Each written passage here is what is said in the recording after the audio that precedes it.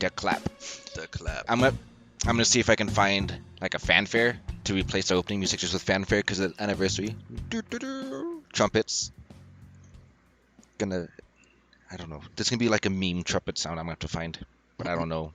I watch most of my memes silently, so I don't even know any trumpet sounds. Anyway, hey, welcome everybody to the World of Dragons podcast, the podcast where 2.5 dragons get together to discover, review, and discuss dragon-related, centric content, including but not limited to books, movies, TV shows, video games, to help our fellow dragon fans find the next just thing that they want to enjoy, because it's a very niche genre and it's kind of hard to discover things, and the things you discover could be disappointing or misleading or whatever, because goddamn authors just love to put dragons in their titles and covers for no reason.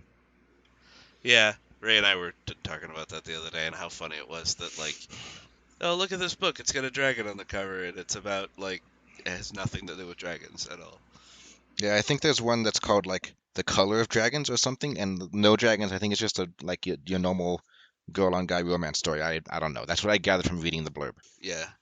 And And the thing is, if there are dragons, then that's a terrible blurb because it left me thinking there are no dragons in it. Yeah. But that's why we're here. I am your host, Ray, and with me here talking is Bantam, and the quiet guy in the corner is Dilatan. Hi. My corner's soft. What's soft? My corner. All I can corner. picture is that intro, Ray, was like when you see those videos where someone fires the starting gun and everyone starts running and one person starts running so hard that they are barreling into the ground head first and just like struggling to stay balanced because they like a false start. I lapped Dilatan 3 times. Dilatan, since you're so quiet, tell us what's so special about this episode. This is our 2-year anniversary episode. We asked our Discord to give us questions, and boy, did they deliver. We've got like 100 of them waiting in our little channel we created. Yeah, basically a mailbag episode for you guys to get to know us better. But nobody sent us any mail on the No, because email. who uses email anymore? Nobody. We asked for people to send us mail, and when that wasn't working, we opened a Discord channel for people to ask questions, and that filled up real quick. So that the takeaway is email is dead. Dude, it died a long time ago. 2 years. Can you believe it's been 2 years, guys? Actually, no. Me neither. I've never stuck with anything this long before. Well, that and just like the concept of passing time, like Ray and I are dying to play Baldur's Gate 3, and time just... I mean, that's only been a problem like the last week. No, because the game's been out for 3 years. Right, but like it's only been hurting you for like the past week. I know, but I honestly did not think that it was 3 years ago that I first bought it. It's been more like 5 or 6. No. Early access is released, but... Oh my god, yes. Stop asking me for my birthday every fucking time. Release date October 6, 2020. Alright, I guess it's just 3 years. I think I heard it was in development for 5 because they had like 2 years before they released early access. Yeah. That's probably what I was going to... But like, point being is that it does not feel like it was that long ago, so it's like, holy shit, the passage of time. The unending encroaching of time. One step closer to the end. Existential screaming in the background. Anyway, no, this is no time for existential dread. This is time for celebrations. 2 years. I've had you guys trapped for 2 years. Help. And we've got eight more to go. Help. I've become Stockholmed. I like it. It's fun. Recording is fun. Reading is fun. Editing is not. So Reading I've actually tried. Reading is not fun. I've tried editing less the last 2 episodes, and I'm going to try it again on this one. So everybody, let me know if there's like a notable quality drop. If it's like, this is terrible, go back to spending 5 hours editing a single episode. And then I'll cry and be like, if you want me to edit, then Patreon me so I can feel like my time's being spent worthwhile. I hate editing. But yeah, the show must go on. So I edited 1 episode and 1 episode only. And, Ray came in to show me how to do it. And, it's specifically editing in Audacity. And, it had the playback speed up to like 1.75 because I was mostly just listening for stutters and silences, and listening to us all as chipmunks was the funniest shit in the whole world.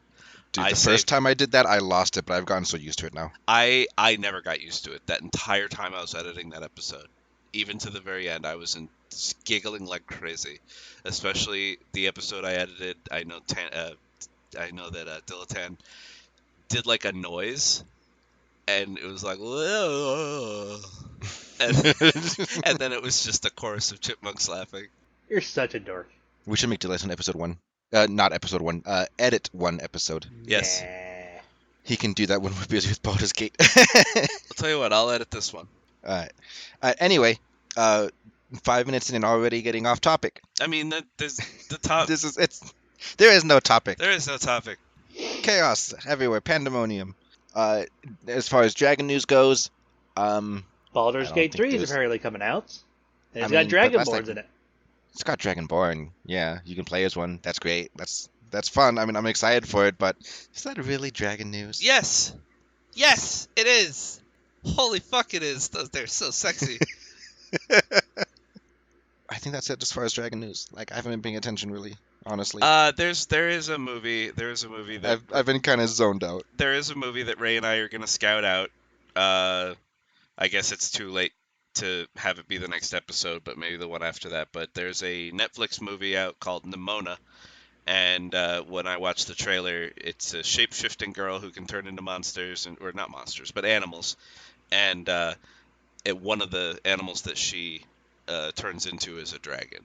So I'm excited to watch it because Saberspark, who I trust with animated movie reviews, we didn't watch the video because we were gonna wait to see the movie. But his title was "How Nimona Embarrassed Disney."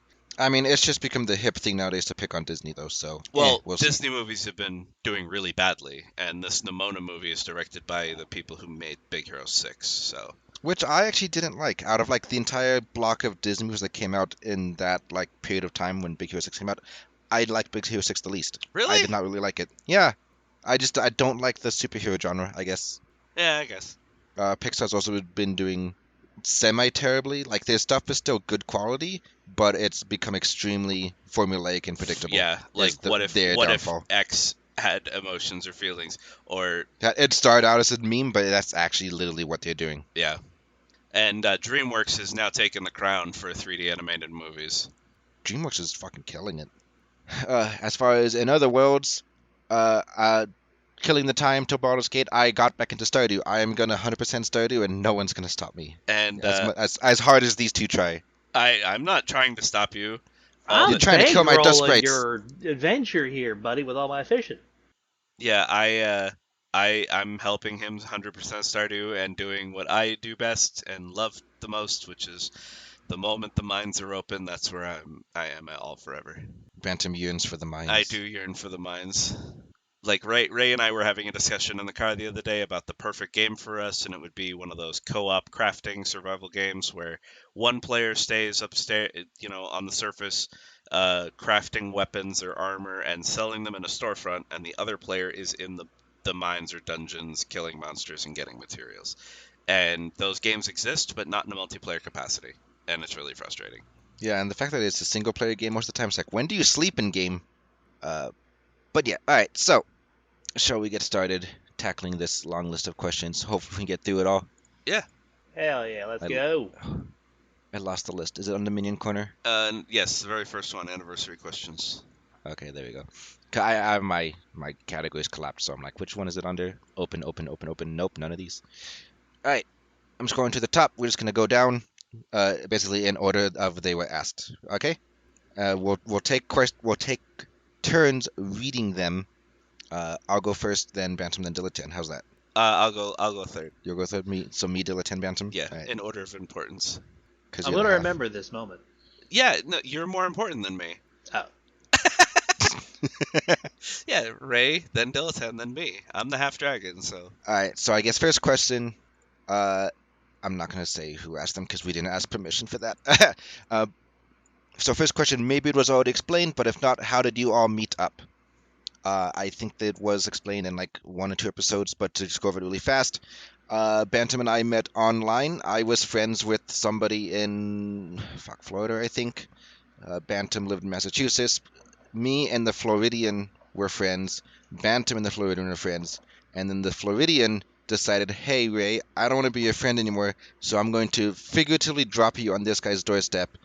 Bantam, take care of this person in Utah for me because I can't deal with him anymore. Yeah, like literally one day I get a message from him saying, like, hey, you should be friends with this person. And I'm like, haha, okay. And then he's like, no, seriously, you should be friends with this person. I don't want to be friends with him anymore. And I'm like, that's the weirdest introduction to a new person I've ever had. And, one day Ray called me up on the phone and I talked to him while I walked to work. And, we've been friends ever since. Yep. Really lucky we kind of hit it off, or that would have been just a very sad ending. Yeah, it really would have. And the funny thing is that then that friend stopped being friends with me. Yeah, he just wanted to get rid of He both just of wanted us. to get rid of both of us. To be fair, he has a lot of physical issues, and I think he's just recluding, whatever, into like just a pocket dimension of I don't want to deal with anybody anymore. And then Diletan and Bantam, I guess you guys can pitch in, but literally, Diletan found Bantam on an art website, thought he was cute, and said, "Hey, buddy, let me scam you on Skyrim so that we can be friends." Okay, there's a lot of Listen, everybody always brings up the scam for. I did not scam him until a couple of months in.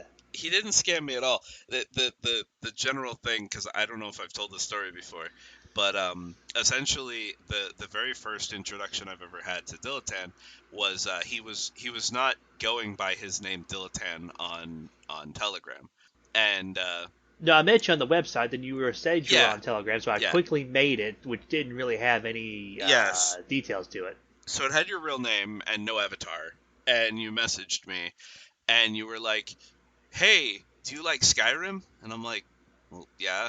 And he's like, do you like modding Skyrim? And I was like, well, yeah. Do you want help modding Skyrim? All you need is this program called TeamViewer. And I'm like, what the fuck? Because it's like TeamViewer has become so synonymous with scammers that it's like the moment someone's like, yeah, you're gonna need to download TeamViewer, I'm like, oh, really? Okay. And so I ignored him. I straight up ignored him. Like I think Diletan had to message me like 3 or 4 times over the course of a few months, and every time he did, I would just like literally muted him and then just didn't read his message. But my OCD, I hate having unread messages on anything. The amount of times I go through our own Discord and just click on everything so that all the like lit up topics. You know, you could just right click the server and say mark as read. Son of a bitch. But well, sometimes I actually am interested in what's being said. I just Yeah, don't you wanna- should participate. I know. I never liked Discord. I've only ever liked Telegram. But yeah, it took a while for me to realize that that Diletan was like not a scammer or whatever. But it's become an inside joke with us because at one point I did actually sit down for like 3 or 4 days and have Diletan help me mod Skyrim, like mod it through the fucking roof, and we make the joke that it'll make his manager very happy that he's finally got me. I like the mental image if this was like a once a day comic kind of cartoon universe. I was literally left on Bantam's doorstep in like either a basket or a cardboard box and kind of just adopted.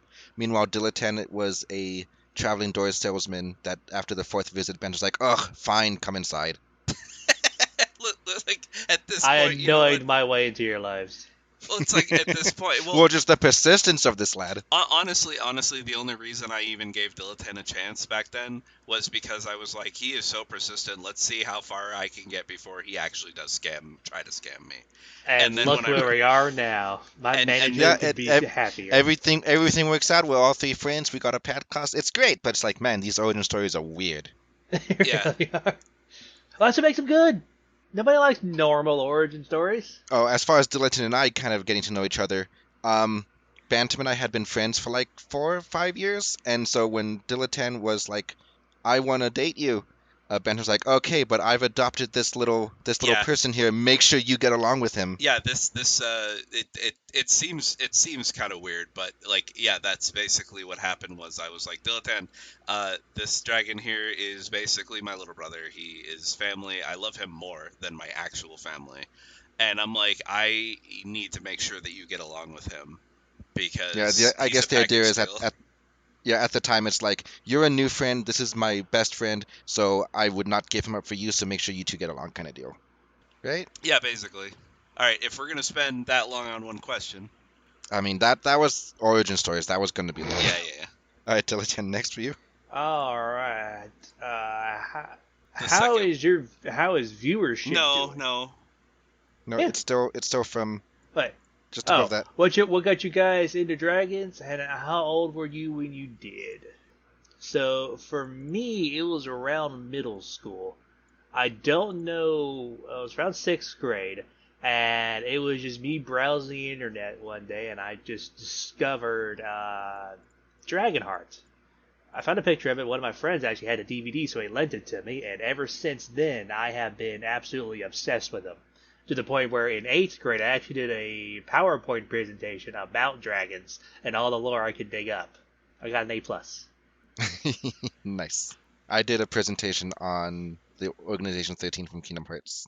As far as me, this sounds kind of cheap, but like I think I was always into dragons because like I can't remember like a dawning of like they were amazing. It's just they were just always kind of there in the background. Like Dragonheart was cool. The dragon from Maleficent was cool. The dragon from Pagemaster was cool. But as far as like when it like really shifted to like the front of my obsessions, like less background and more like okay, I'm gonna try to find everything with this in it. Probably around fourth or fifth grade, was just browsing the school library, saw a book with a dragon on the cover. I believe it was Dragon Rider by Cornelia Funk. I'm gonna Google that while Bantam answers to double check it. But it's a blue book, kid riding a dragon. The dragons live in the Himalayas, and I love the book, and I'm like, I want more of this. And then I got into Dragonlance, and then even though the dragons are pretty minor in there, I was like, this is also pretty cool. And then I went like really deep into just epic levels of fantasy books, and that's when I discovered the Dragons of War series, the Basil Brooktail, and it all downhill from there. So for me, it's threefold. Three separate events that all kind of happen around the same time. One is actually a book that I'm holding in my hand right now. I got up to go get it. D&D a long time ago. At least TSR books. There was a book by Rose Estes, part of the Endless Quest series, called Revenge of the Rainbow Dragons, a pick-a-path adventure inspired by D&D. And there was this one passage, there's one book where you could enlist the help, telepathically enlist the help of the rainbow dragons in one part of the book. And during an English class, they had us write a sentence on the board to, determine what the adjectives and nouns and stuff were. And this was like in middle school. And I was told to go up and put an example sentence on the board, so I wrote the Rainbow Dragons enlisted the help telepathically of the adventure or whatever, and I got made fun of relentlessly for it. But I really liked the book, and at the same time, this is in the very early '90s. I was also really into Jinko jeans, and Jinko clothes loved putting dragons all over all their fucking clothes. Embroidered dragons on the jeans, print tees with really fancy dragons all over them. And yeah, I was just obsessed with their designs. And the third thing that got me into dragons was the Dragonheart movie. Yeah, by the time I got to high school, I was like 6 book series deep that all had dragons in it, and at that point, I bought a whole bunch of the Mega Bloks dragon sets. Had those set up in my room like a little display. Uh, I had dragon posters, dragon T-shirts. I would download just dragon art, like just random, just really gimmicky dragon art, the kind that you would make a poster or a T-shirt because it's like really, like it's good quality but like bad composition, you know. And I would have like 100 of those, and I'd print them out in black and white at the skull printer. Yeah. Yeah. Seeing as I volunteered to edit this episode, I'm going to say their names, and then we can ask them later, and I'll edit it out if they don't want. Okay. So Well, both of those questions were from Shaggy, who also runs the podcast for the game Glide. mm-hmm. All right. Next question, Bantam. So the next question is from Orlith. It's a 3-part question. How is viewership doing? Seeing as I have, real fast. huh? I'm gonna go to Buzzsprout real fast. I was gonna say I get updates. Ray is in charge of the actual Buzzsprout account that hosts our podcast, but I have Buzzsprout emails forwarded to my email, And so every week I get like a your podcast in summary for the week, and it's always doing strong. Like, we're getting there. Yeah, average downloads. I don't get stats on who listens to, just who downloads it. So it could be one download is one listen, could be like one download is half a listen because they don't finish the whole thing, or they just download it automatically but then never go to it. Whatever, I don't know. But average downloads seem to be between 60 and 80, going as low as 47 and as high as 145 within the last like 20 episodes on this list here. I think our highest is still the interview with not D.M. Gilmore, with shit, who made Golden Treasure? Golden Treasure? Yeah, I can't remember his name. Ludwig. Thank you. Yeah, Ludwig. Actually, so the Ludwig interview is 237 right now. Angels with Scaly Wings is 247, so that overtook it. But yeah, pretty good. If I'm going to be completely honest, I thought it'd be a bit higher only because I overestimated how many people listen to podcasts. But I guess, yeah, that's just me taking a blind shot in the dark when I was starting it up. The other thing is there's a lot of podcasts out there, and a lot Yeah, of them that are too. garbage. So it's hard to sift through. We need to get a better icon for our album cover, basically. Yeah, I listen to podcasts a lot, and I sift through them a lot, and I've listened to podcasts where it's one guy with no editing, just like mouth breathing into the mic the whole time, or you can hear like dogs or cats in the background and stuff, and it's like there's no editing, no quality, and I still listen to it because it's a topic I like. So it's like you just Yep. But I love all our listeners. A lot of them are very passionate, same as us, and interact with a lot with us on Discord. A few that will message me privately and we'll talk all the time. And to you, you know who you are. I'm sorry I don't respond very often. I'm very busy. I'm sorry. Work and editing and home yeah. life and but yeah. So I'll just do the other two. So that okay, if you want to do that. That leads into the second question. Do you still have fun doing the podcast? But it's Yes. not book related. Doing the podcast is amazing. I love it. Editing it, not so much. Yeah. I already went over that. For me, it fluctuates. Yeah, when we're doing books, not so much. Audiobooks are fine by me, but physically reading a book is pure agony. Bad news, guys. I think there's like 10 books to every one non-book as far as dragon stuff goes. I know. You just ain't looking hard enough. Look for me. I have been.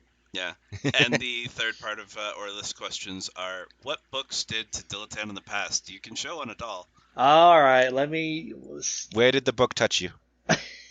So back in school, we had an accelerated reader program. You had to read a specific number of books and take tests to get points to add to your English grade, right? Mhm. The selection of books they had was the most dog shit thing I've ever seen. No fantasy whatsoever. It was all just like boring tales you'd expect to find in like a small southern town. So I did everything in my power to avoid reading. I busted my ass on the essays, the tests, and everything else to pass the class with a C without reading. Yeah, see, I got to choose most of the time. There were only a handful that were required reading. I think To Kill a Mockingbird, Great of Mice and Men, and Sniper, I think, were the only three that were actually like required. Everything else was choice. Yeah, for me in school, it was never a choice. It was always the classics, the ones that you always hear kids are being forced to read. To Kill a Mockingbird. I was never forced to read any of those. Huckleberry Finn, all that crap, and it honestly made me hate reading. In fact, like Dilettante said, doing reports or projects or whatever, at one point we had to do a review on Pride and Prejudice. And I hated that book so much that I got around it by reading the Sea Monster version, Pride, Prejudice, and Sea Monsters, because there was a series of books where they take very classic things and they mix monsters into it. And so then all I had to do was do the report without ever mentioning monsters, and I got an A. So yeah, here we have a case study of if you force people to read certain books, you will destroy the love of reading. Yep. If you force people to do anything, you'll destroy their love. Well, because I used to love reading. I used to fucking read like 6 books a week, and part of it was because Pizza Hut way back in the day in the early 90s had that whole program where if you read a whole book, you could write a 1-page book report on it and turn it into Dr. Pepper location, or Dr. Pepper. Wow, Pizza Hut. Pizza Hut locations, and they would give you a coupon for a free pizza. Yeah, I And got so many of those. yeah, and we were eating pizza all the time. This was back when Pizza Hut was a sit-down restaurant with a spaghetti bar. So, it was good stuff. And then they stopped doing that program, and the love of reading started to die. But I did still read a lot of books, Basil Brooktail series and stuff like that. But I was like Ray. I see a dragon on the cover of a book, and I would read it. And I did end up coming up with a lot of books that I never thought I would enjoy. In fact, there's one book that called Dream Snake that I thought, oh, snakes, and yeah, it barely contained snakes, but I ended up really liking the book. So, All right, I'm gonna read 2 questions because this next one is mostly like a joke question. But by Shaggy, when will you guys give up and hail to Glidecast as Superior Dragon Podcast? Never. Never. Never. Shaggy, you, Ray, and Dilatan in the Octagon. I'll watch because I'm small. So, and yeah, lock horns. See who wins. We are superior because we cover all dragon-related things. You just cover Glide. Anyway, Dragon next fruit. question. Dragon fruit. Oh, look. Dragon fruit. Next question by Venter. Kinda like the above question. Do you guys see still sticking around for a while as you burn through more dragon meteor? I hope so. Smiley face. I understand that to mean like as you run out of non-books, are you guys gonna want to keep doing the podcast? Is how I understand that. I have a controversial answer to that question. I love dragons. I do.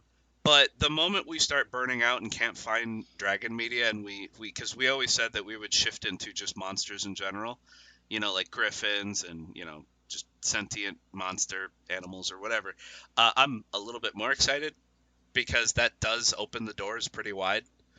There's a lot of things that would then qualify that I would then want to cover.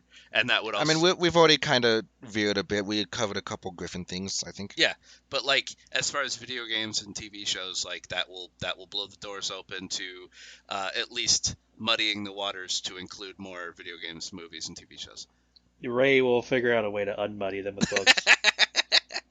I'm gonna have to write up like a 5-point, like it must tick these checkboxes to count. Like if it just flashes a monster for 20 seconds, it doesn't count. It's got to be like prominent, whatever. Yeah. Go ahead and do his fun question too. I will stick around forever, even if it becomes 100% books. Yeah, I'm willing to do this until like Ray gives up. Until entropy. Also, fun question: would you guys get plushes of your characters? That's way too expensive. Heck no. I'd I'd love to. So I actually have a plush of an old character of mine, and I love it, and I still have it, even though I destroyed all the old artwork and collectibles and stuff I got. If you mean like I commission a plush of myself and I have it, then yeah, sure, that'd be fun. If you mean I design one and then like sell it on like a merch store, that's a maybe. I have no idea the logistics of doing that, and also I don't know what people are gonna do to me. Holy shit! What if I started feeling it? What if they got some of my hair? Start making voodoo dolls. Yeah. I would kill to do that. Thing is that I actually could probably make them myself. When I was in high school, no, when I was in middle school, this was back when kids actually had to go through home ec. It was a forced class where you learn cooking, cleaning, and sewing. And I actually unironically loved that class. And I learned how to sew. I made a pillow. The pillow was the Steal Your Face Grateful Dead logo with the skull. And I know how to sew, and I know how to, create fabric prints and stuff like that, fabric blueprints and all that crap. I know how to very carefully dissect a stuffed animal and then lay it out so that I can, basically copy it. The only problem is I need a sewing machine. And the sewing machine kind of needs its own room, like the whole craft room. So the plan is that when we do eventually move out and get our own place, I do want to have a craft room where I can start making things like plushes and toys and whatever. Yeah, I have certainly thought about T-shirts for merchandise because that's like much simpler. Like manufacturing plushes, I have no idea. Well, the way you, I know how to do that. let's not guess and talk. No, That's I going to know be a how that. tangent and a half. But yeah, eventually. Yeah, before doing t-shirts, I want to design an actual logo that doesn't just use open source graphics. Yeah, it was an open source graphic, so Yeah, so I want to get an artist to help me design an actual logo first, and then we'll probably start doing t-shirts because I have some ideas. Dilatan in a pillow fort with the cartoony nightcap, like the little triangle hat that kind of flops down with the little puffball at the end, and Yes. then have it, the title, "The Dragon of the Bed." something like that. Yep, It'd be my recording studio. little microphone in there with you. All right, next question, Dilatan. So I'm flipping back and forth between the audience channel. Yeah. I know there should be a way to like How right about- click and open a new window or something. Honestly, like if you want, I'll just read all the questions. No. Okay. The next question is from Karo Vitar Tarragon. It's my turn. I know that. Yeah. I'm just. You tell me Okay. where it is. Found it. Okay, from the content already covered on the podcast, which book, movie, game you enjoyed covering the most and why? So mine was that Wailing Dragon anime. It was absolutely terrible, and I hated loved that so much. tearing into it. That was probably the most fun I ever had in the podcast. Whenever we get something we just beat the shit out of, that's a good time for me. Okay, I'll start suggesting more bad things then. Please do. I wake up grumpy. I need to beat it out. For me, it was reviewing shit. That game with Arok, the Red Dragon, the video game. Crap, I can't remember the name of it now. Drakan. Drakan, right? Drakan: The Ancient Gates, because that was one of my favorite games from childhood, and knowing that it was causing Ray suffering, like he's like, this game's so bad, it made me like it even more. I guess I don't know. I mean, if it's a book, I like doing it because I like talking about books with you guys. I like getting opinions on books. I mean, before the podcast, I tried to create an actual book club. I just have fun with all of that. So, like anything book, I enjoy doing. Like my singular absolute most favorite though. I don't know. Maybe I could just say Golden Treasure because I love that game. It made me cry. And Venter won the bets. It's kind of hard to just pick a favorite. Yeah, though. it really is. All right, so the next question is from Lone Star Dragon. What is your holy dragon trinity and why? You can pick one each or three separate sets of three. I don't quite know what that second part means, but for me, the holy dragon trinity, it's like, as far as dragon-related media, what are the three most important to you?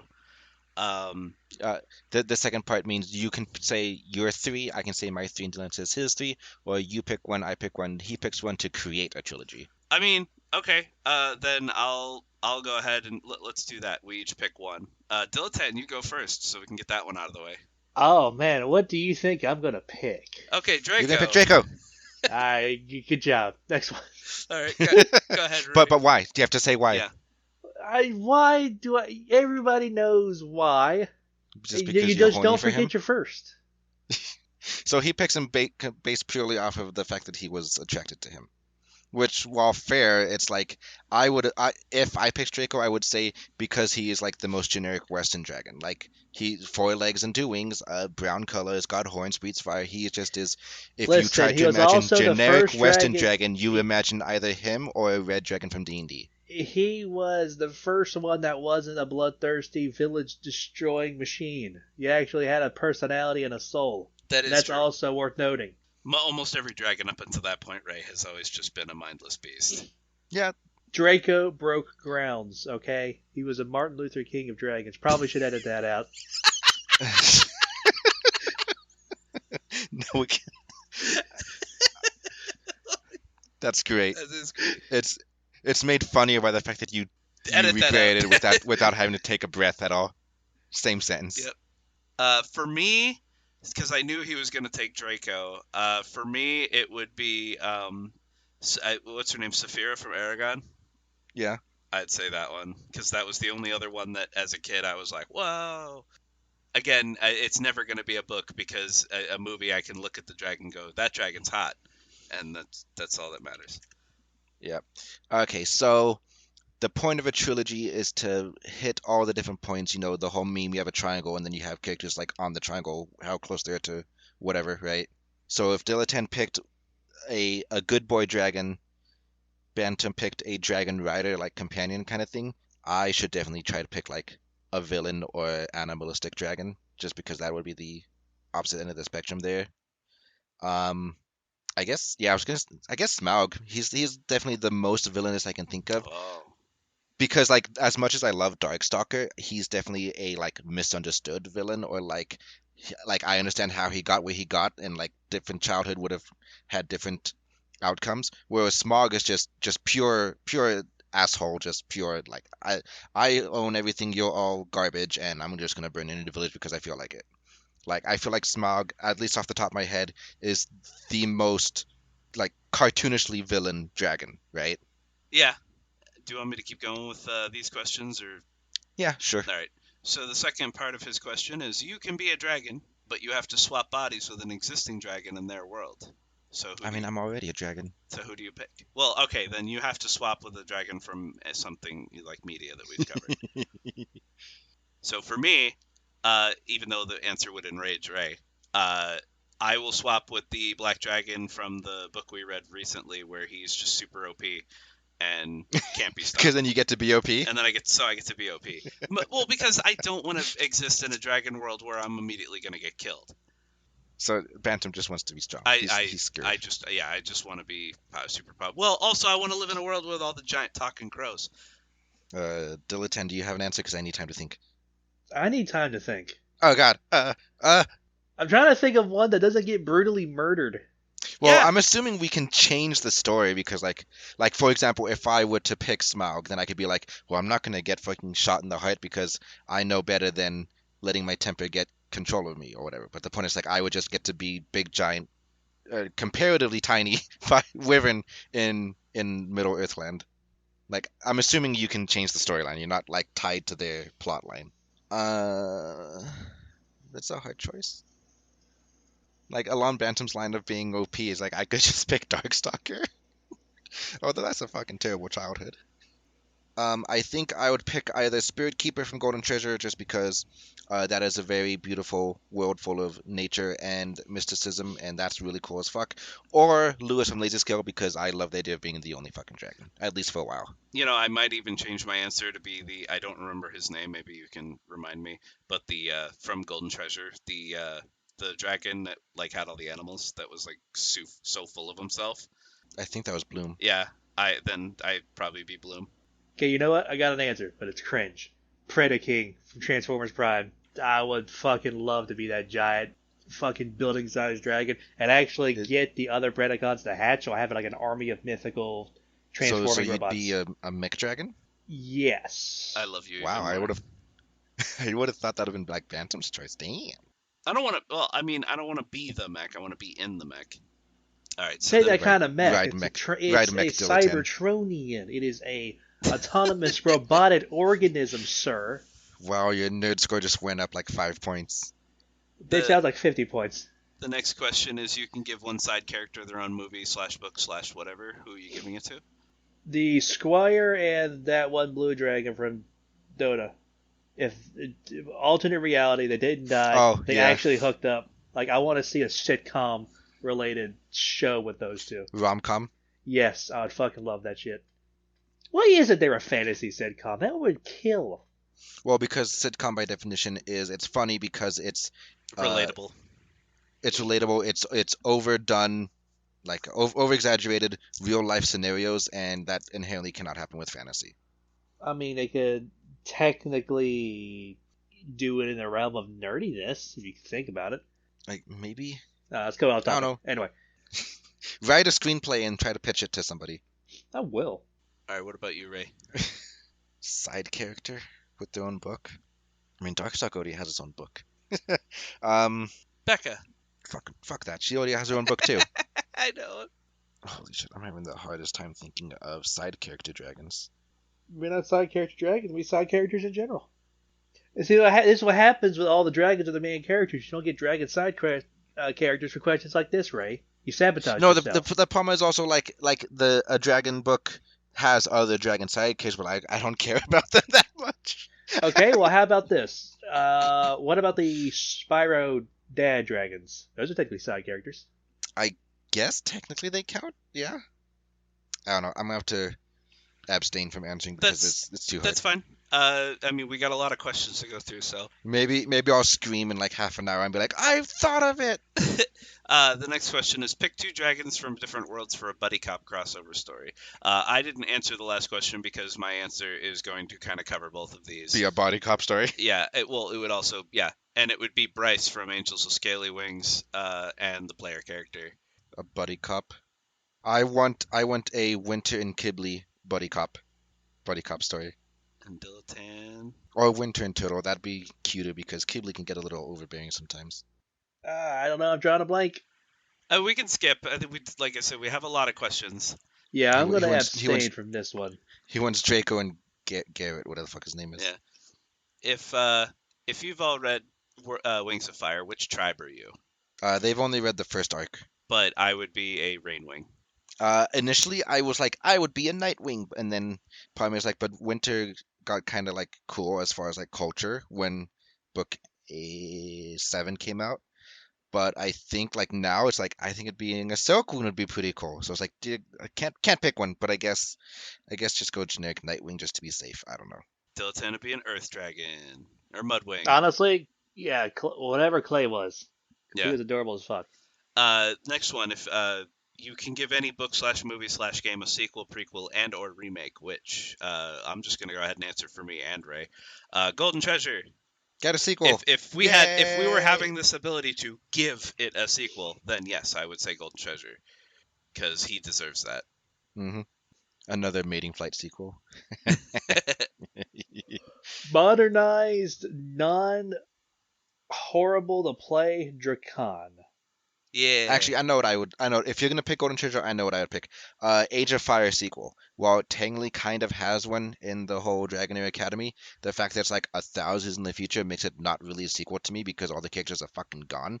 I'd rather see a more immediate sequel where I get to see the actual OG main characters with like their kids and like a bit more like immediate, a bit more relevant sequel. Yeah.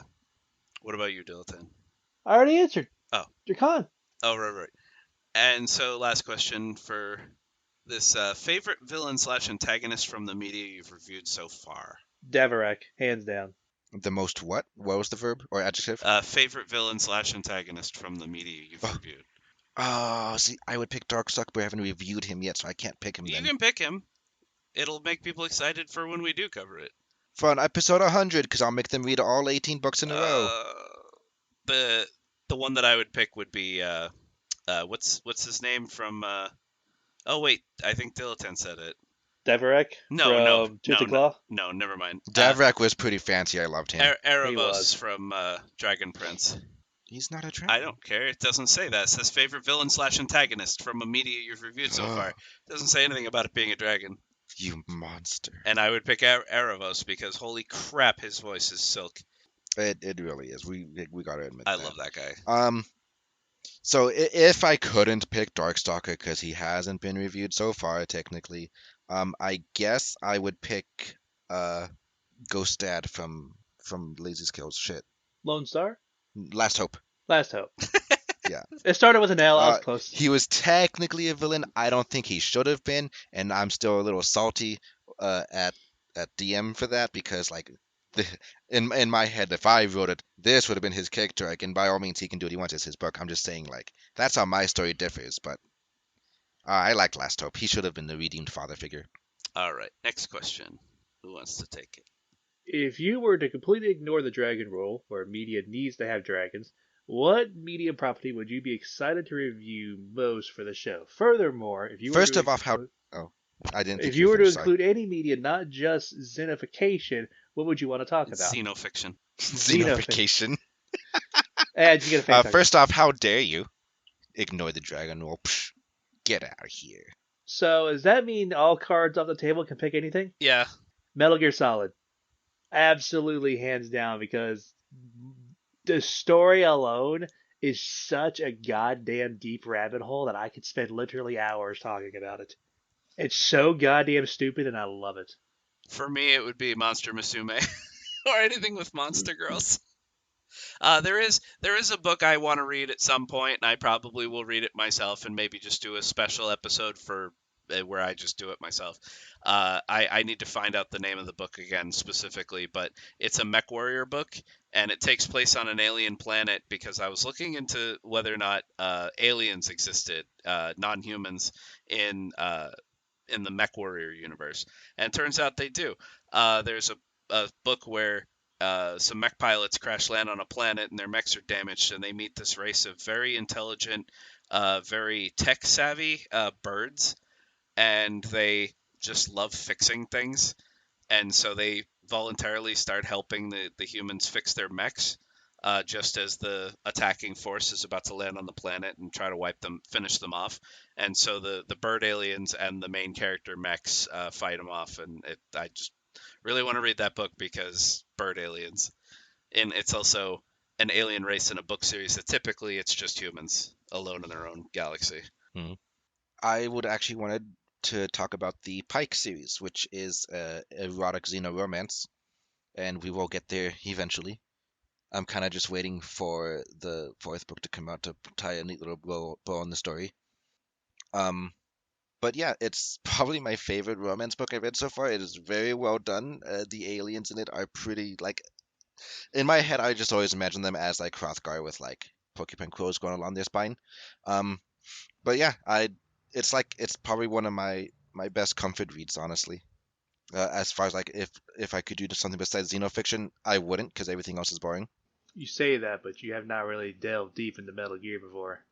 That is a wild roller coaster. I play a little bit of Revengeance. That doesn't count. It's the only one he's played. It's the only one that doesn't count. Except Senator Armstrong is like the best meme material. All right, next question. Next question's on you, Ray, I think. Oh, let me get back into the Again, do you guys want to just by- stay in the audience stand and I'll read the question? No! Okay. No, because that's dumb. You don't get to read everything. That's not fair. I want to read things too. Fine. uh, Stream Froster. in a dragon civilization, what's the best form of currency they can / should use? Would it be their scales, minted coins with varying levels of metal that it's made out of, or something even more arcane like, for instance, mana that isn't a physical thing that you can touch? Should the dragons just trade in favors? I'm curious to hear your thoughts on this. So, basic economics. I've got like a half-hour discussion on this. Holy shit. Yeah. Basic economics, for it to be a viable form of currency, it's got to be something scarce. That way it has value. Something you grow on your body, like scales, not the most effective currency. Well, I mean, like this SpaceX trading teeth is like the dumbest thing I've ever well, heard. I mean, like if you imagine trading scales, it's like if you really need to afford this, you could hurt yourself by pulling out too many scales and leave yourself vulnerable. Yeah. Like it's Well, see, now it is worth noting that there is a book in the Dragon Empire series where the dragons do use their scales as currency. Their scales are very special in the sense that they regrow, and when they regrow, they become quantum entangled, so they can be used to like Morse code communicate over the entire universe instantly. So there is like an inherent value to those, and they are made scarce by the fact that there's like when you talk about a universe-sized empire, there are very very few dragons compared to everything else. They take a long time to grow back, so they are a scarce resource. So it works there.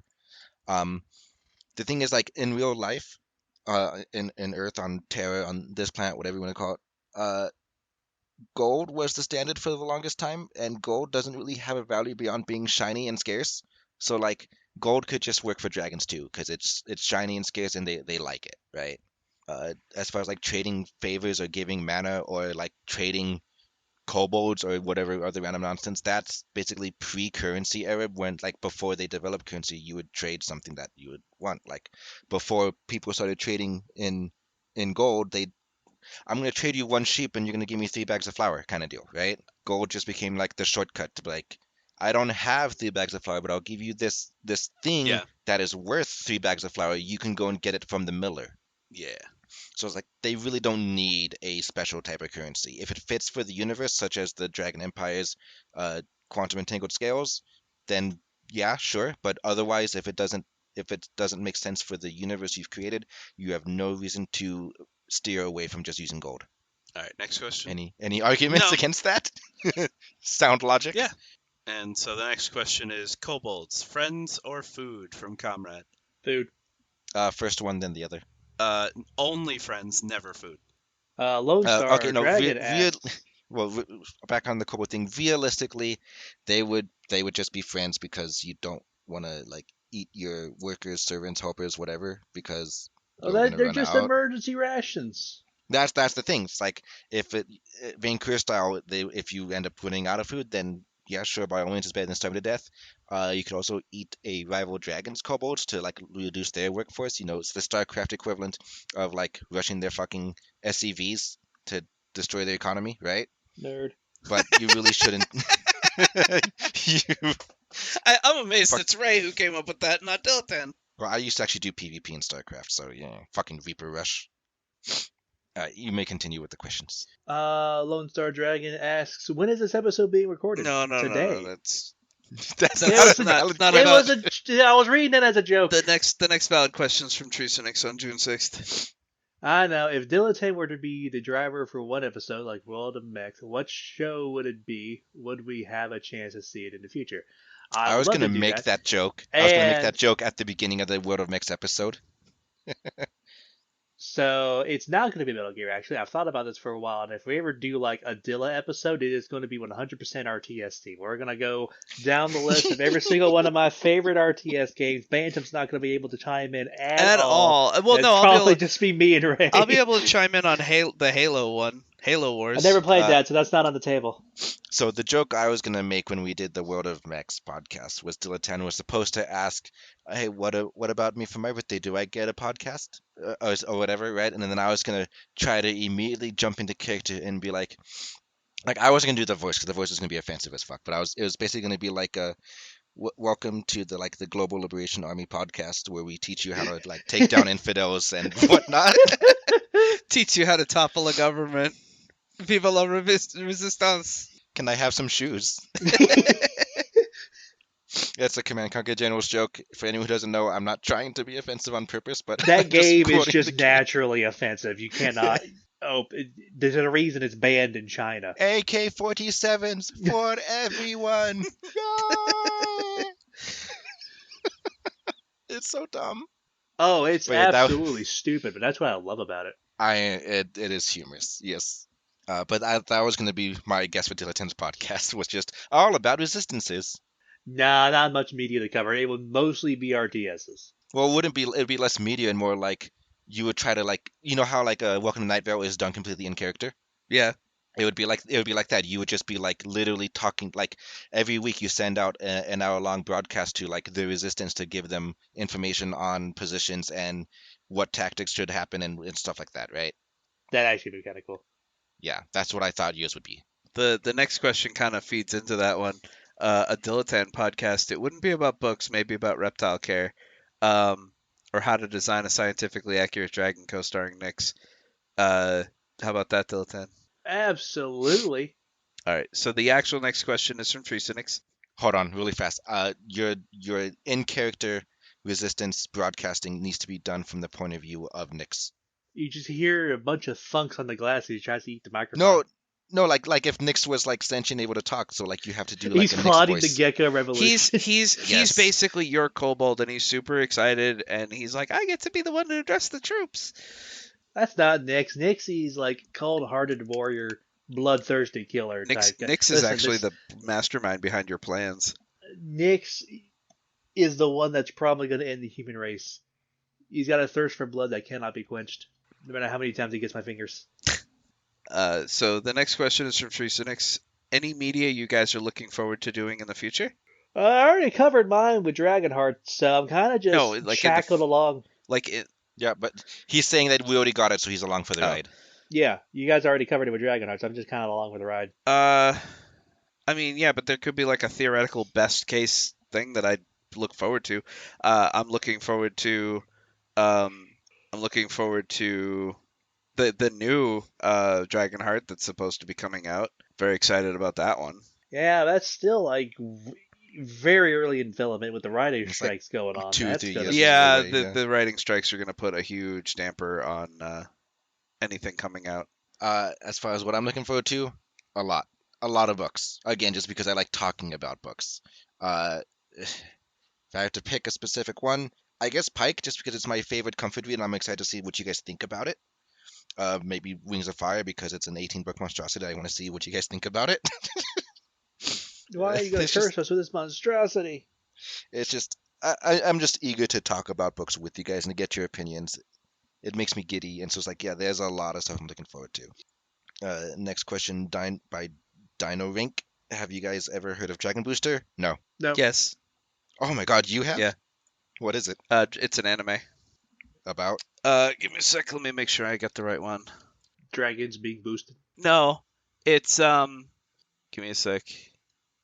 So I'm gonna. I do recall seeing this. I don't remember anything about it, but I remember seeing the show on TV. But it's a Canadian animated series. The first series is about a young Arthur Penn, a stable boy. He's chosen by Buphasalis, or Bo for short, the Dragon of Legend, to be his rider, turning him to the Dragon Booster, a hero to protect the world from the impending dragon-human war and unite humans and dragons for all time.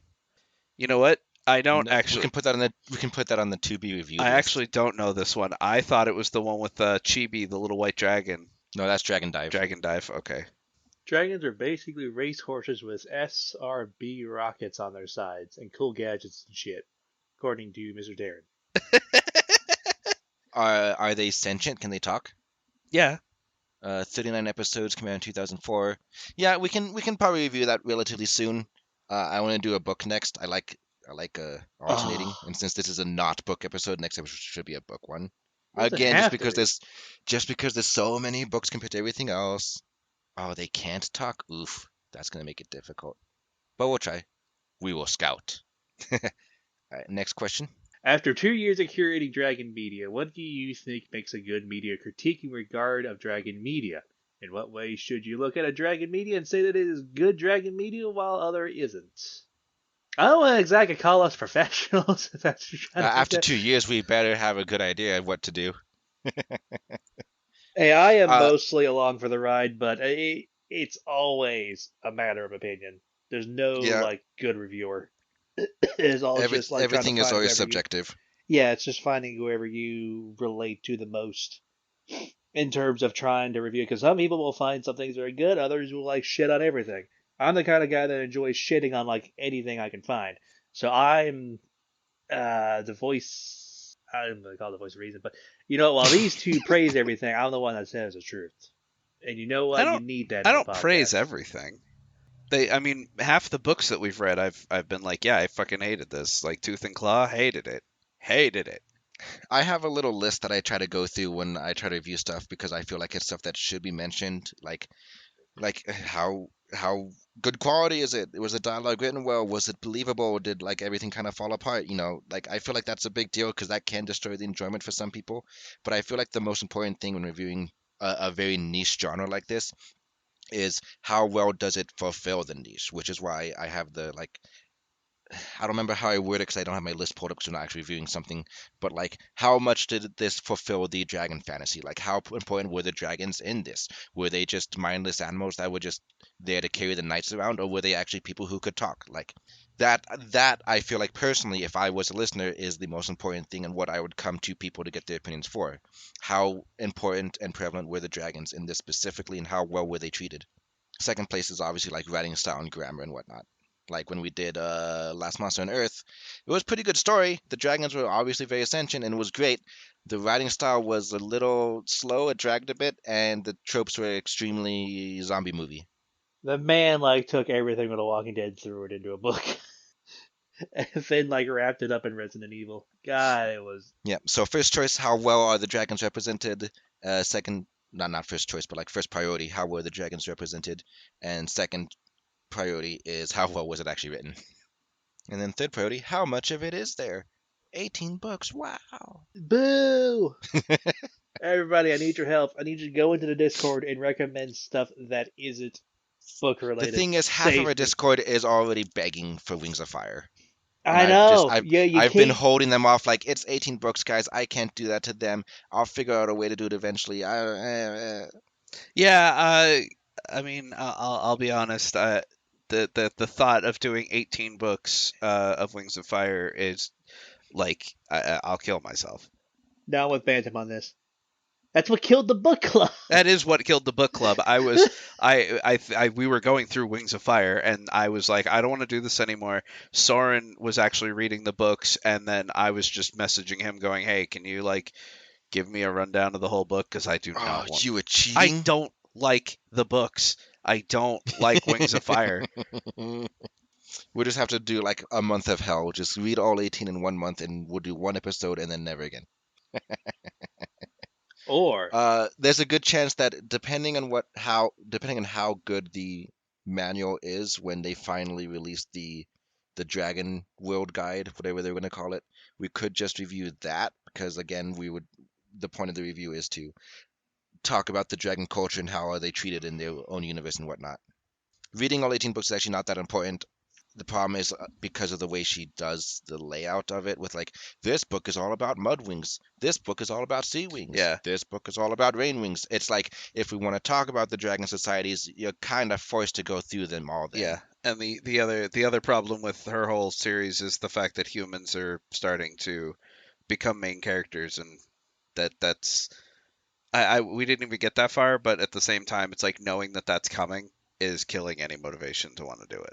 Yeah, like if I had to choose the important books as far as society, it'd be book 1, 2, 3, 4, 5, 7, 10, 11, already too many. 13, and Darkstalker Legends. But you can't really jump around like that. But like that's as far as like the lore and the societies and the cultures, that's how spread out she did it, which is like kind of garbage. Which is why I'm waiting for the handbook to come out, the guide to the Dragon World, or whatever the fuck it's called. And then we'll probably just do that. Maybe we'll also do Darkstalker because it's my favorite of the whole lot. But yeah, Will anniversary questions ever be answered? Yes, today. right now, after these messages. All right, last set from Lone Star Dragon. When doing a movie about a human and dragon character, like How to Train Your Dragon, Aragon, etc., do you prefer it to be live action with a digital dragon or fully animated? For me, Hard to say. It depends on the style because like Smaug was CGI and he was like amazing, and then so Cool. was Draco. But then like a lot of times people try to take shortcuts and the CGI looks garbage. Yeah. Exactly. That's why I'm saying live animated would, or like fully animated would be a hell of a lot better because that would be less shortcuts on their part trying to do the CGI in real time, which Yeah. usually will lead to more dragons. Yeah, I've already discussed my gripe with CG and real actors. I prefer practical effects. I know Ray will never agree with me on that, but practical effects, the actor has something to physically look at and physically touch, so you don't have that weird looking straight through the target of the conversation that you have when, you know, a character's reacting to a tennis ball on a stick. But you know, fully 3D is good. But if you're gonna do a CG dragon with live actors, then I prefer that you know, there be some practicality. You know, like when a wing or a tail isn't seen, make that a physical, actual, practical object. It can be done well. We're going to see an example of whether or not this will be done well very soon, because apparently they're doing a live action How to Train Your Dragon. Soon TM could be like 2 or 3 Soon years TM, out. yeah. And it is being done by DreamWorks, and I really hope that they nail it because it usually doesn't work out too well. Yeah, best case scenario, I prefer CGI with live action, whatever. That's like the greatest thing ever because it's extremely immersive. But it has to be done well. If it's not done well, it's gonna be uncanny and off-putting and weird and just generally not good, in which case the safe option is definitely like cartoon animated style. I guess the middle ground is cartoon CGI like Wish Dragon or Luck. Yeah, or, Wish Dragon and Luck did really good. Yeah, because when you don't try to go hyper realistic, you can easily avoid a lot of the uncanniness. But then like when it's done well, you get stuff like Draco and Smaug and Elliot from Pete's Dragon. It's like they all look freaking great. And then the next part of his questions, what would your ideal dragon-based MMO be like? Well, I'm going to abstain from this one because MMOs are not my thing. Yeah, it's kind of hard to say because I don't like the MMO gameplay loop. I've played some MMOs because like it's the only choice I have. Like Final Fantasy XIV would be much better as like just a single player game or even a local co-op. It doesn't need to have the MMO tacked onto it. I don't need to be forced into a massive multiplayer universe where there's like people running around in the background doing whatever because half the time they're breaking your immersion because they're doing dumb shit like dancing in the street in their underwear anyway. Yeah, I was gonna say it's like I like MMOs because I like the concept of an always living world where things are happening whether you're there or not, and I like that. But at the same time, when you end up, I avoid major cities in Final Fantasy 14 because it's just full of half-naked cat girls doing stupid dances and being AFK. And like one of the biggest jokes is like, oh no, the servers went down. Everyone's quickly rushing back online so that they can just AFK in the city again. And it's like, Hmm. what do you like? Why? Why do you pay for a subscription to just dance naked in town all day? But as far as there have been MMOs that had dragons in it. There was a MMO many years ago called Horizons, where one of the races that you could pick was just straight up dragon, and instead they tried something new where. With every other character, you get to like level 15 and you unlock a new skill or whatever. The way the dragons worked in that game was every level you gained, your dragon got slightly bigger, and at the 10 level marks, because I think the maximum level was like 50. Once you hit level 10, your dragon physically changed. Like you started off as a whelp, like a little baby that couldn't fly, like headbutting and little fireballs on monsters. And then when you got to level 10, your wings started to grow. When you got to level 20, you could start flying, I believe, or maybe it was 30. But point is that by the time you reached max level, you were a fully adult dragon about the size of, like a little bigger than a Clydesdale. Um, and you had more of your attacks, like wing attacks and tail attacks, and whatever. But it was one of those MMOs where it had a dedicated fan base of like 150 people, and then the game died. So, I don't know of any mainstream MMO that's ever had dragons playable. So again, like to just touch on my answer again, I don't like MMOs for the sake of them being MMOs. They just like it's a not necessary evil, but like an evil that comes with the package. It's a package deal, right? So it's kind of hard for me to answer what the best MMO would be. But I guess if I had to try to answer, the best game type that fits with an MMO personally is definitely an RPG, like World of Warcraft or Final Fantasy. There have been other attempts at like survival MMOs, like they do it mostly with dinosaurs in that sense, like the Isle or whatever, which I don't think works really well because that's 100% PvP at that point. So my ideal dragon MMO would be an RPG where you have classes and levels and skills, but you get to play as a dragon. The red dragons are pyromancers, the blue dragons are skirmishers and whatnot, right? Ark Survival Evolved, to answer Tyrion really fast. It's kind of an MMO in the sense that you do play unofficial service most of the time, but thankfully they also let you play privately, like local game, and I can just be like, "Hey, Bantam, connect to my computer, and we'll just play two player with no one else in the world." So I don't know if I would call it an MMO, but that is kind of close to what they try to do gameplay Yeah, wise. Um, but yeah, so you're playing your dragon, you have classes, and you do RPG stuff. Just because if I'm gonna be forced to play with other people, I like party-based RPG combat. Like I'm the healer, there's a tank, and then we have two DPS. Let's take down this boss, right? Like imagine Final Fantasy, but replace all the races with just yeah. dragons. Like that would be the best for me because that's what I think the best game that lends well to being an MMO. But it would be even better as just a local lobby-based co-op game where like I just host a room, Bantam and Dilettante join, we choose our characters, and then we just go into the dungeon. Like there's no overworld, there's no towns, there's nothing. Yeah, I think the perfect game would, as he said, if I could mash things together, uh, I think if you were to take the gameplay of Ark Survival Evolved, uh, cordon off the map into different biomes that are ruled by dragons that you have to like build relationships and alliances with. Maybe you had your own dragon companion, or you got to play as a dragon. But the Ark Survival Evolved gameplay loop with dragons instead would probably be really fun. That would be a fun game, but the thing is making an MMO kind of immediately turns into a PvP fest, Yeah, it's true. where the bigger dragon's gonna hunt you down because they want your territory, or because you're meat, or because of whatever. Well, the next question is, what event in Warcraft lore would you make a film or show about? And We All don't of know enough about Warcraft Warcraft. 3. We don't know Every enough about Warcraft I lore, know, honestly. well, that's why we need to make a movie about it so that we could show people more of the lore. And I would say, a movie from the They tried perspective that. of the Naga. No, well, first of all, I don't give a fuck about the humans or the orcs at all. Yeah, they made a movie about Warcraft 1, basically. Yeah. Was that Warcraft 1? It might have been Warcraft 2. It was Warcraft. No, It it was the was. story of what's his face, the fucking Yeah, Thrall, Thrall, yeah. yeah. And the movie was beautiful. Like it still to this day holds up against like most 3D animated things. Yeah. But yeah, holy crap, the story was boring. But I would make a story about the Naga or a story about the dragons. Yeah, a movie about Galakrond would be interesting with how the aspects became the aspects. Yeah, But that's interesting just because it's all about dragons. Like, Warcraft lore is weird, and I don't like it. It got very complicated once they started introducing Titans and the Shadowlands and all this weird stuff. It's like, okay, you lost me. Yeah, no, it was great before the MMO bullshit started. Like Warcraft 3, the RTS, was an absolute beautiful story from start to finish. A Frozen Throne with Arthas trying to get into becoming the Lich King.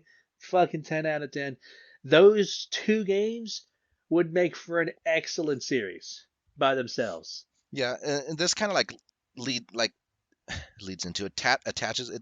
It's another reason why I don't like MMOs, because they tend to like go fucking crazy with the story, because with the release of expansions it's always one-upping, like, oh, but what about this, but what about this, but what about that, like, why can't I have all the information at the beginning? Like, turns out there was a continent hiding here, turns out that there's like 3 different universes you can go to, like, Because they're writing Final as they Fantasy went.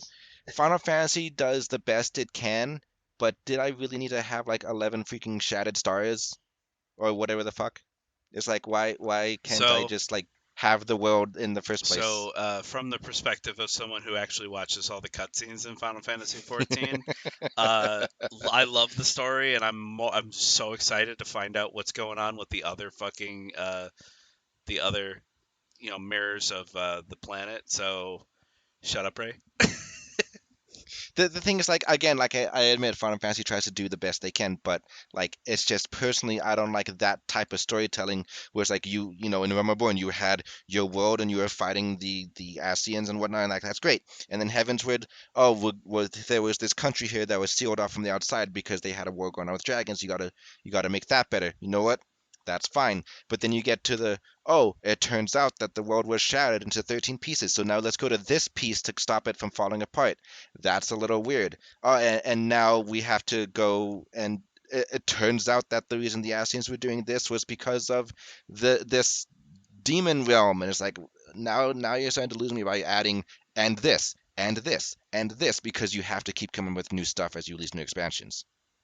It's just like Final Fantasy itself is not that bad, but it's just that storytelling style, if that makes any sense to anybody. Somewhat. It's like, to use Warcraft as an example, because uh, like the hidden dragon continent. It's like we've passed by it 10,000 times, going on the boats between Northrend and Kalimdor. It's like, how did we not find it before? And like the Shadowlands, like, why do the Shadowlands need to exist? Why the weird like realm of light beyond the Shadowlands? I didn't finish the Shadowlands expansion, but like that weird realm of light, it's like, where does that come from? Yeah. And now there's apparently like 5 other planes of existence to worry about, and like, I guarantee you in like 2 expansions they're gonna go to fucking space. Yeah, probably.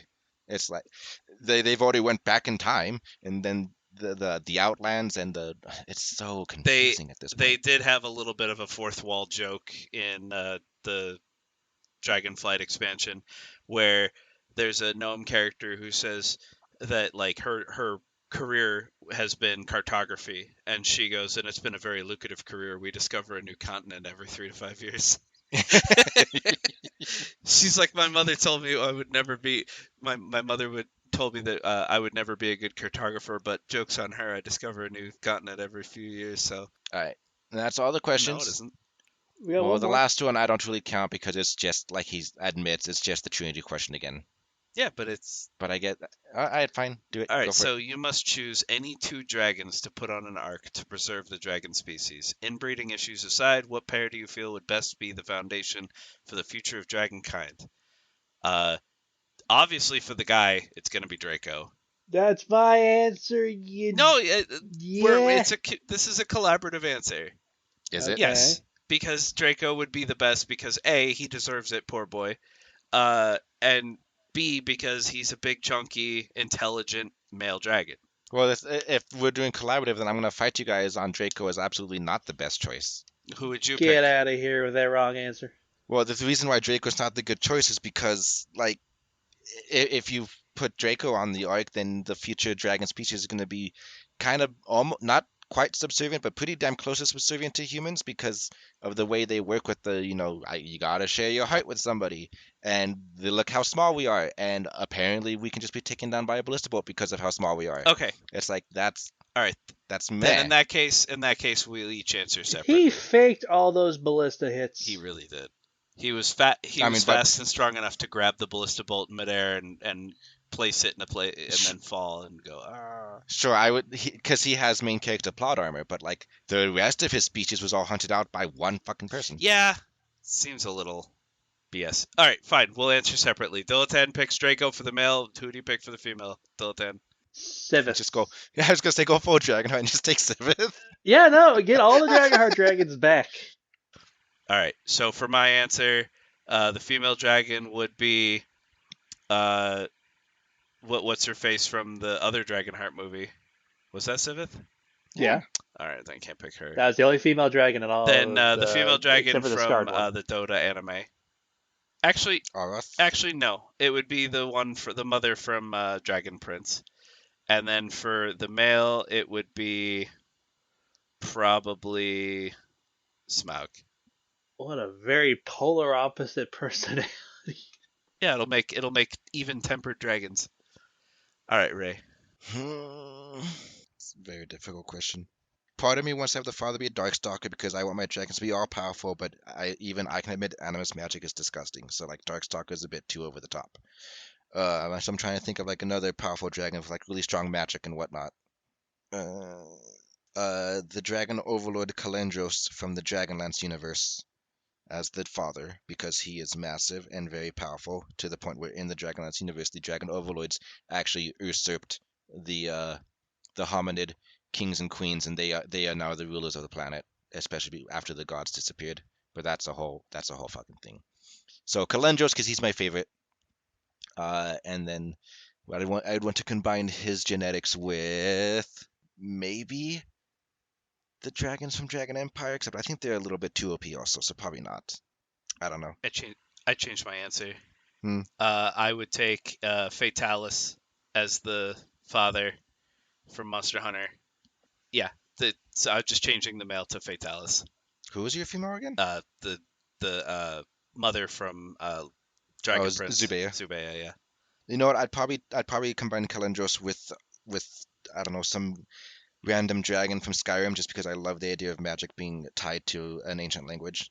I also like the fact that the dragons in Skyrim to communicate and their written language is just claw scrapings in stone.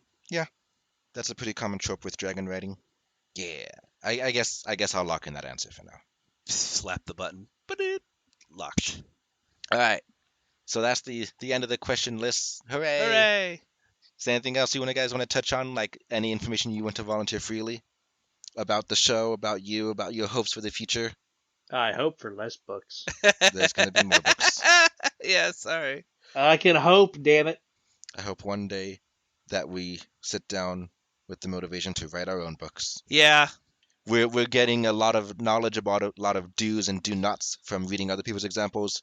When we finally create our own books, they are going to be the best in the universe. Or they're going to be It's just- equally terrible, but in different directions.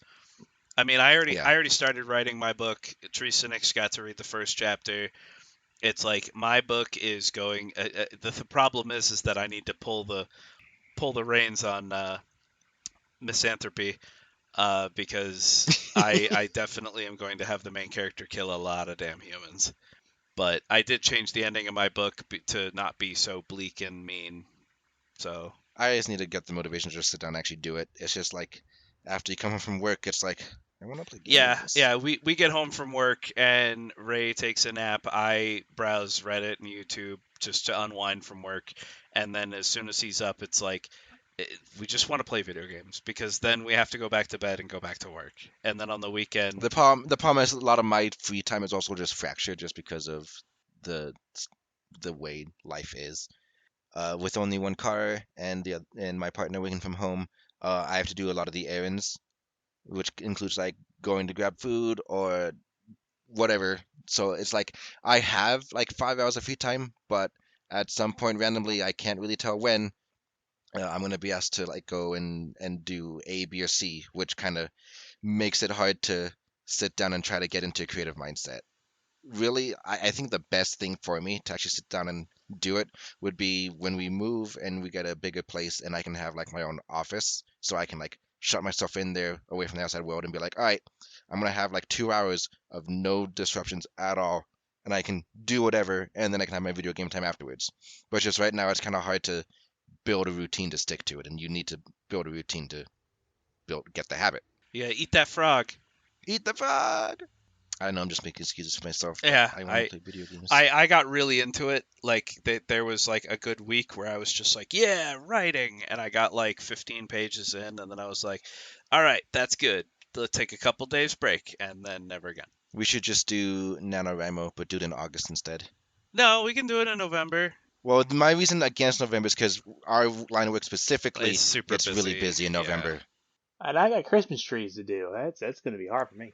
Yeah, November is a terrible time to do NaNoWriMo. I don't know why that started in fucking November. Dilettante, 'Cause Do it people just starts at not the spend end. time with their families? Dilettante. Well, because I don't know. I guess it's I don't know, but It's like 2 years ago, the first time we tried NaNoWriMo, I had to we had to spend Thanksgiving with the family. We also had a vacation because that's the cheap time to do vacations. That's when we went to Universal, and then we had like work going fucking off the rails because of Thanksgiving. So it's like we need to pick another month to try and do it in. Probably not August because it being my birthday month means there's going to be a lot of stuff going on there too. How about February? I mean, that's so far away. I Yeah, was thinking like, what about like October? October would probably be the best month to do it, honestly, because it's fall. There's not really a lot going on, and aside from Halloween, which people usually prepare for a couple days in advance, there's not really anything going I mean, on in October. we haven't participated in Halloween in for so long. Well, I really wanted to, but yeah. Yeah. The point being is like also like nothing happens in October because September still has a Labor Day as I don't. It's not Labor Day. It's not President's Day. It's something I don't know, but which can affect Bantam and my personally line of work because freaking people want to do barbecues all the time. October, I feel like barbecues have stopped. There's no holiday that requires a whole lot of food to be purchased because we work in the food industry. I feel like October is the Yeah. best. All right, so we'll do our own NaNoWriMo. We'll do NaNoWriMo in October. Okay. Okay. Agree, Dilettante? I will try. Agree. We need to come. We need to come up with. We need to come up with a personal prize. Like if we manage to do it, we give ourselves a treat. The problem with being an adult, though, is that I can give myself that treat no matter what. So a treat whenever I want. It's like that thing. It's like being an adult. I can go to the store and buy a birthday cake and eat it. No one says that you have to have a birthday to eat a birthday cake. And then it's like the cons. I ate an entire birthday cake. When your parents told you not to eat an entire cake before dinner, they knew what they were talking about. Yeah. I'll figure out a way to give myself a carrot on a stick. But yeah, we'll do October. Okay.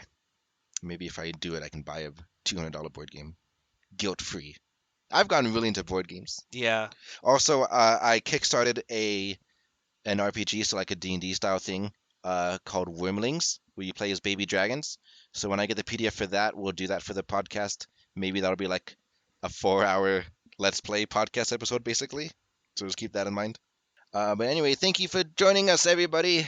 Anniversary, party poppers, fanfare, right? Yay! The confetti popper, and you just do like a little, and it's like, yeah, that's about what Yeah. they do. But yeah, next major milestone is 50 episodes. There are more than 50 uploads, but as far as like mainstream episodes, I don't count the solo episode that Dilettante and I did that one time. I don't count the anniversary episodes because they're quote not real episodes. So we're coming up on 50 real episodes pretty soon. I'm finishing and gonna upload later today or tomorrow episode 45. So for episode 50, we should do something special. Like, if we don't do it by then, I say 100 should definitely be Wings of Fire. For 50, I guess we could do. For 50, we could do a dragon because that's like the most popular dragon thing in the fucking universe. Read the first book of the first book, Eragon, watch the movie, compare the two. Oh, the movie.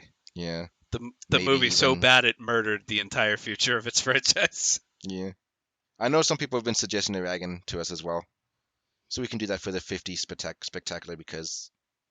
But we need to decide what we're doing for next episode, guys. Nimona! We gotta scout that first, buddy. Oh, we could just take a risk on it. No, I refuse. Has anybody here in the audience, Dan, seen the movie Nimona on Netflix? Because I know that she can shapeshift, and I know that she can turn into a dragon because it was in the trailer. But like, how much? Ray's afraid that was like a 10-second thing, and never again. She's gonna be a dragon for 20 seconds and never again. The rest of the time, she's gonna turn into like a frog or something. Yeah, if you could let us know, Nye, because I heard that the movie was amazing. I heard that it kind of put to shame anything that's come out in theaters recently, and I do want to watch it. The reason why is because the Nimona seems like the perfect setting for me. It's a cyberpunk future with like high technology, but everybody's reverted back to medieval stylings. So like the main character is the Black Knight, and he has like like a laser sword, and he's wearing plate mail that looks like it's made out of carbon fiber. And there's another character that looks like a good boy paladin, and he's got his little entourage of bodyguards that all use like railgun crossbows. So it's like it looks like someone took medieval and then just slapped a huge thick coat of cyberpunk paint over it, and I think that's fucking hot. Let's tentatively pencil in. We'll do a scout. We'll tentatively pencil in Nimona for not next episode, but the following one. Again, just to alternate book, non-book, book, non-book, right? So let's do a book for the next one, and I guarantee you, there's nothing that you two want to do, so it's like all up to me, right? I want to do Nimona. As far as books go, there's nothing that you No. guys want to do. Well, what I wanted to do can't be done. Yeah, it's gonna be we're putting a pin in that because it's apparently a rare book that's out of print, so we gotta track down copies. Taryn wants us to do Dragon Empire. Sure, we can do the first book of Dragon Empire. I'm not making them read 3 books for 1 episode, and we may or may not continue after book 1 because book 1 kind of has most of the stuff as far as the culture and society in it. If they love it, we can continue on to book 2, but for now we'll just worry about book 1 of Dragon Empire. It's a sci-fi setting. Humanity is ready to go into space. They have to escape the dying planet, so they want to go start colonies on other planets with generational ships. And as they start reaching into space, they run into an interstellar empire of dragons with the quantum entangled scales, the ability to fold space so they can teleport, so on and so forth. And it just becomes a society/culture clash, and it's actually pretty good. It takes a while to get up to speed, but after it does, it is really good. And it's a very unique style of dragon, and so that'll be fun to explore. All right, so Dragon Empire, Book 1 by Kylie Chan. Let's wrap up this episode so Diletan can go work. We supposed to do the social medias before announcing next week, but who cares about the order? Bantam, where can they find us if they want to get in contact with us? We have a Twitter account @officialwadpod. Our email, if you'd like to ask private questions to the show, is wadpodcastmail@gmail.com. We have a Patreon at patreon.com/World of Dragons podcast, and our Discord will be linked in the show notes. Yep. Let us know what you think of our show. Give me feedback on the editing style I am testing out with. Suggest us material to cover. So just be a friend. Be a friend. But yeah, thank you for joining us. And real fast, let's do our special VIP shoutouts to our VIP patrons, Comrade and Kazin. Woo! Hooray! Clap, clap, clap! Yay! But yes, thank you for joining us, and we will see you next time. 8 more years. 8 more years. 8 more years. 6 just- years in a movie. I've just arbitrarily picked a decade to be our runtime. 6 years in a movie. Goodbye, everybody. Bye.